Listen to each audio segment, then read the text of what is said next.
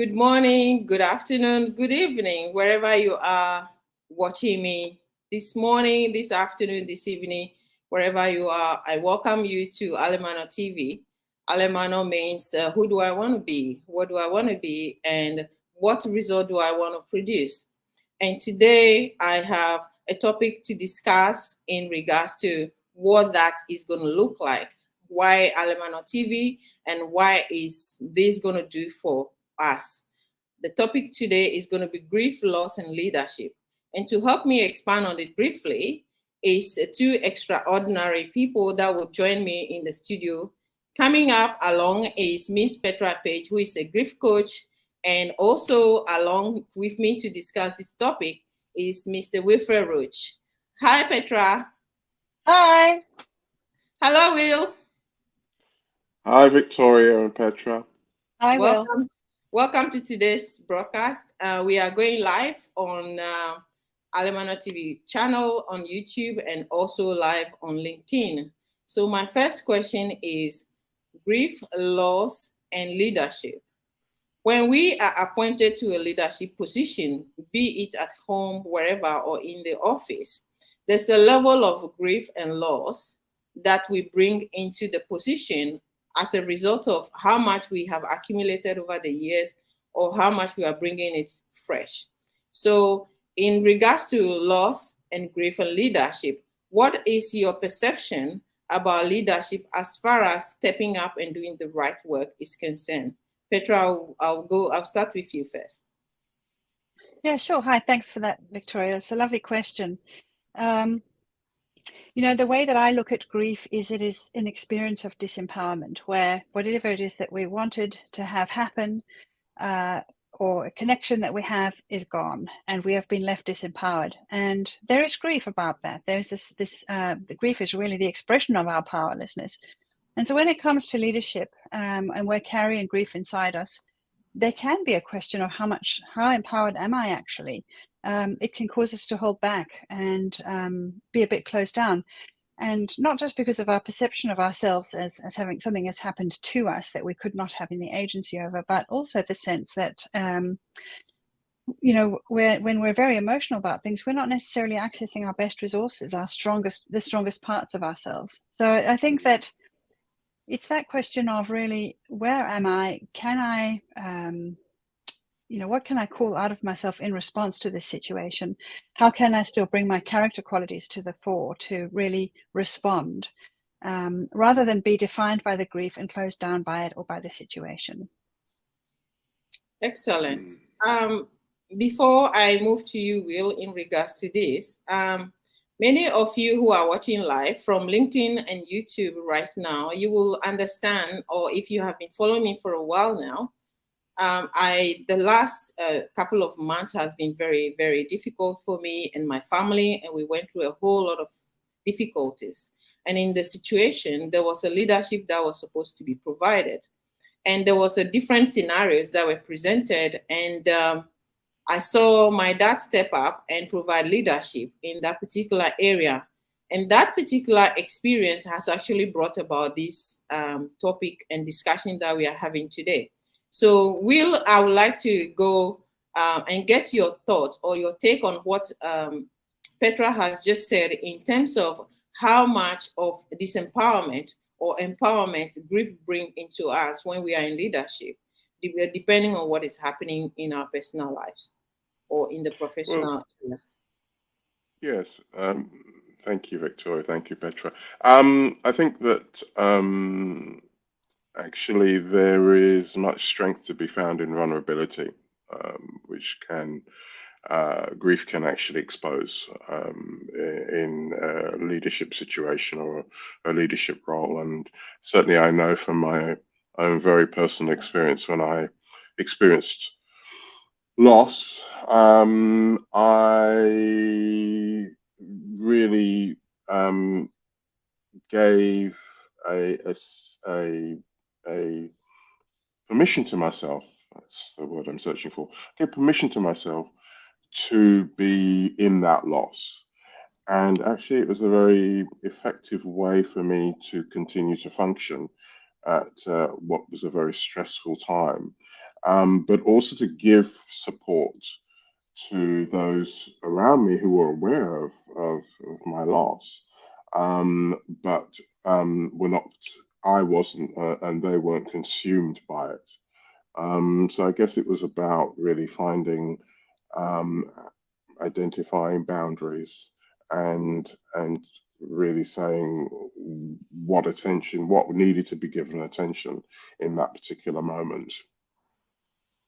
Can I jump in and just say, I think that having the courage to be vulnerable is actually also such leadership, and that word that you use, permission, where so many of us need to put on a public face. And in times of grief and loss, it's really hard to do that. We're already feeling isolated and alone in some ways. But when you can actually deal with your grief in a way where there is a real sense of, I'm going through something, and I'm strong enough to actually let you see that. And I give myself permission to be in this space, that can really give other people such permission to deal with this in a much more holistic and healthy way. So I think that's a lovely point you've made. Wonderful. Giving ourselves permission, just like Will was talking about, and also allowing others to see that even though we are feeling powerless or powerful, at the same time we're sharing it. And that brought me an experience that I had with my dad, where we were both stuck in a boat and staring up into the storm, and we don't know whether we're going to survive or not. The only thing I have that kept me going was my dad.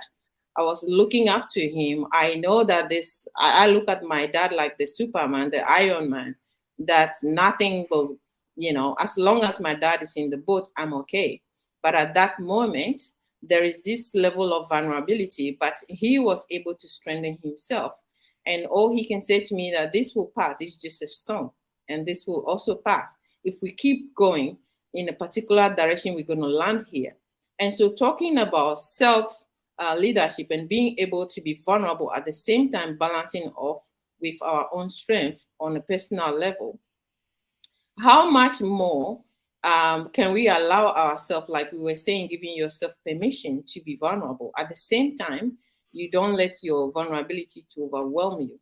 Can we still continue being afraid whilst acting with courage? On that level, how much can we allow other people to see our vulnerability in leadership? Will, if you want to say something a little bit more on that aspect. Well, leadership can be a very lonely experience, and it can, for some people, lead to them, drawing what they imagine to be a protective shield around them. But the common denominator in all of this is that we're all human beings. We don't get a choice. We haven't devolved into AI to that extent where we can, present a particular image and hope that will stick. So the key thing, I think, for anybody in a leadership role is to really understand the circumstances in which they find themselves, and it's almost like an internal conversation. Certainly that I have in certain leadership roles, a certain sort of internal counseling as to how one should present oneself, because presentation is important. I mean, if people are looking, or you feel that you need to offer leadership, or people are looking to you for leadership, then we can't back away from the notion that presentation isn't important. It really is important. But to do that sort of to have that sort of internal conversation with yourself, to actually check out with those that you trust, how you might handle a particular situation, how you might present yourself in a particular situation, is actually a sign of leadership, self-leadership. And that's something that I would really strongly advocate. Wow, wonderful. Petra, would you like to turn the page on that particular aspect about? Well, I love the way that you touched on that self-leadership. You were saying, Victoria, that your father, you said first that, courage is being afraid and acting anyway, and that your father brought that to you, and that was actually very helpful to you on the boat. And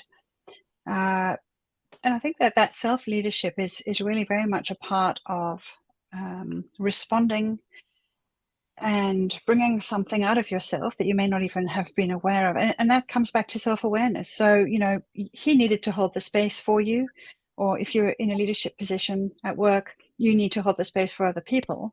And so often it is about what's on the outside that dictates the situation to me, rather than calling up out of yourself that sense of, okay, I need to be this in this situation. I may be afraid. I'm going to take action anyway. How do I lift everybody else up? And a sense that we can do something, we're all enabled. So I think that you know, going to that place of self-leadership then is really the key to being able to bring it out into the world, even if you don't know what you're doing. Wow, that's incredible. Talking about the experience with my dad in the boat, it also means that you could be so close to the shore and you could also be so far away. And in providing that self-leadership, if my dad has stopped paddling and I'm in the back of the boat, that would have been the end of it, because the boat could have been swung towards any other direction. But because he has provided not only self-leadership, but he's showing me example of what it means to lead in times of difficulties, in storms of life. This has actually given me the courage to keep going anyway. As long as dad is in the boat, we're going to be all right.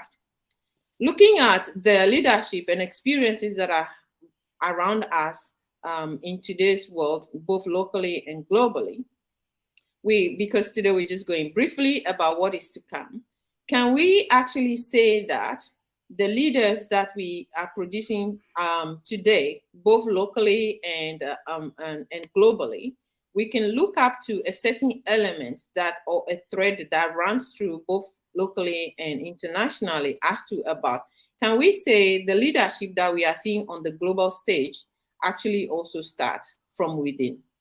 How much more strength do we need or is needed to be able to propel ourselves from the local stage to the international or global stage when it comes to leadership? Mm-hmm. Are you asking about the leaders we're seeing currently? Well, the leaders we are seeing currently, they started from somewhere to be where they are now. Do we think that where they started from and how far they have come, there's an element of self-leadership that was brought on from both where they are coming from and where they are now? Well, I mean, I think that there's a lot to say for luck and opportunity, personal ambition, whose neck you're prepared to step on to get there sometimes. You know, sometimes when I look at leadership in the world today, I feel sad that we don't have those inequalities of character evident. You know, it's about power over. It's not about visionary. It's not uplifting. It's not generous. It's not pulling everybody along for a common goal. You know, and I think that, yet I also think that there is recognition of true leaders within organizations, people who really do bring those qualities to the table and inspire people into their best selves. And really that for me is one of the key aspects of leadership, isn't necessarily being the one, but actually inspiring the best self out of everybody in the room so that they all bring their part and can play along. Excellent. In my case, it is my dad who I am looking up to. Will, who do you look up to when it comes to leadership and why? I actually don't look up to anybody. I think I know that there are many sparks of leadership that pass through my day. You know, the contact that I have with people, whether it's the local, my favorite, one of my favorite cafes on the corner here, and the connection that I have with the owner, which is you know, sometimes a food taster, sometimes a homily for the day, sometimes you know a laugh. You know, we're all leaders in our own ways, and we all help keep the wheels of society, our local communities grinding, and we don't give ourselves recognition for that. and it's often not recognized. It's often sort of, I think, cannibalized into person X or person Y, which I think is not really helpful for most people. So yeah, for me, my leaders are all around me, and it's for me to have, you know, the sense to see, hear, and understand that, and connect where appropriate. Excellent. So, yeah. So before we wrap up, just your final thoughts on the topic today in regards to leadership. What is your takeaway from today's topic today, Petra? Well, can I ask Will to go first? Okay, Will. I gracefully accept. Oh, Wonderful leadership, Petra. Wonderful leadership, Victoria. You know, I was saying in another conversation that we were having that leadership is life and death. And you know, my life so far have been and continue to be responsible for a lot of people, and to a lot of people. And so you can never underestimate the significance of your contribution, and you should do that in an honest and ethical way, as far as you're able to do. So yeah, that would be my takeaway from this, that leadership makes all the difference, but it can also be detrimental if not handled correctly. Wow. Fantastic. Fantastic. Go for it, Petra.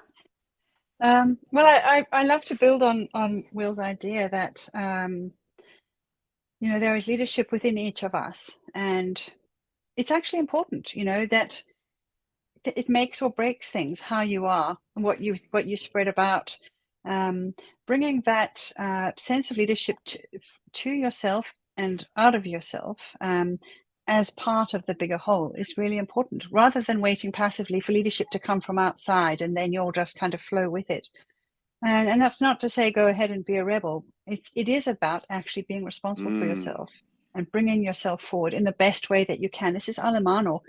Who would you like to be today? And how can you bring that out of yourself rather than waiting passively for it to be, you know, ignited somehow? That would really be my takeaways. If everybody could be doing that, a world of 8 billion people, all bringing that sense of, I will be my best self, I will bring leadership, I will take responsibility, we could be living in a very different world.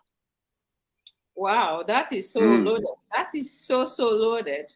And for me, my takeaway today is that leadership takes courage, and courage is acting whilst afraid.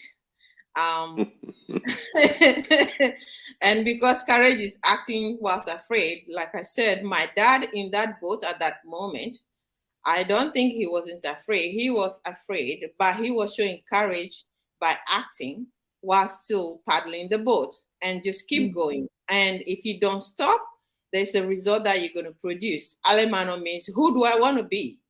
And what result do I want to produce? And that result, what sort of approach do you want to bring to the table to generate that result? And so because he didn't show that sort of courage and be overcome by his fear, he was able to lead. And it was easier for me to follow because I know my dad was in the boat. On that wonderful note, I want us all to remember that courage is, again, acting whilst afraid. And also, like Will said, leadership is, we bring leadership to the table, and leadership also can also generate something good from us. And like Petra was saying, we have to come to the table to be able to put 2 and 2 together to come to the result that we wanted. Alemano means, who do I want to be? What do I want? What result do I want to produce? And how do I want to approach that to come about with the result?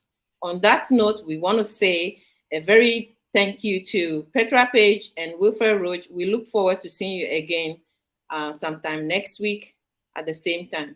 Thank you for coming, and I look forward to seeing you again next week. If you have anything that you wanted us to talk about, or any topic that will be of interest to you, or you have any comments, please show your comments in the section below, and let us have a conversation and continue with the discussion. We look forward to seeing you next week with another exciting topic on this particular area. Thank you very much for coming, and we hope to see you again soon. Thank you both for coming.